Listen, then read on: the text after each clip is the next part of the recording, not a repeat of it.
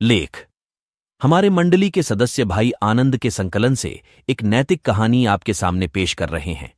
पसंद आए तो सब्सक्राइब, शेयर और लाइक करें। एक बार राजा भोज के राज दरबार में दूसरे नगर से एक सेठ आया जो कि बहुत बड़ा व्यापारी था। राजा और सेठ में व्यापार की सभी बातें खत्म होने के बाद सेठ ने राजा से कहा, हमारे मन में बहुत समय से एक प्रश्न घूम रहा है जिसका आज तक कोई संतुष्टिपूर्ण जवाब नहीं दे पाया है। तो आपके दरबार में कोई ऐसा है जो इस प्रश्न का जवाब दे सकता है?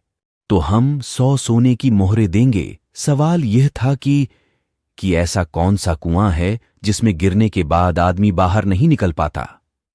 प्रश्न सुनते ही राजदरबार में मौजूद हर कोई अपने अपने दिमाग पर जोर देने लगा। घंटों बीतने के बाद भी कोई संतुष्टिपूर्ण इस प्रश्न का उत्तर नहीं दे पाया।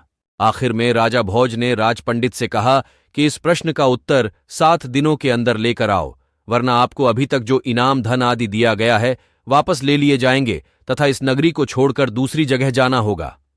6 दिन बीत चुके थे। राज पंडित को जवाब नहीं मिला था।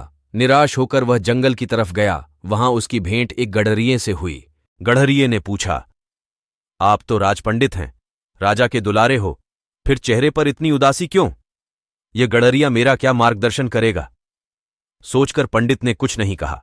इस पर गडरिये ने पुनः उदासी का कारण पूछते हुए कहा, पंडित जी, हम भी सत्संगी हैं। हो सकता है आपके प्रश्न का जवाब मेरे पास हो, अतः निसंकोच कहिए।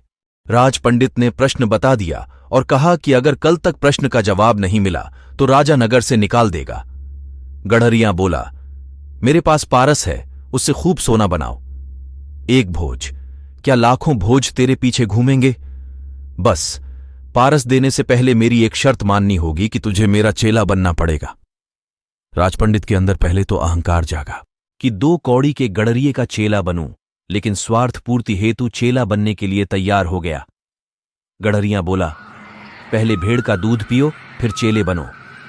राजपंडित ने कहा कि यदि ब्राह्मण भेड़ का दूध पिएगा तो उसकी बुद्धि मारी जाएगी। मैं दूध नहीं पीऊंगा, तो जाओ, मैं पारस नहीं दूंगा। गडरिया बोला।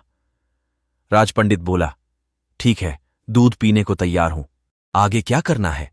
गडरिया बोला, अब तो पहले मैं दूध को झूठा करूंगा, फिर तुम्हें पीना पड़ेगा। राजपंडित ने कहा, तू तो हद करता है, ब्राह्मण को झूठा पिलाएगा? तो जाओ। गडरिया बोला। राजपंडित बोला, मैं तैयार हूं झूठा दूध पीने को।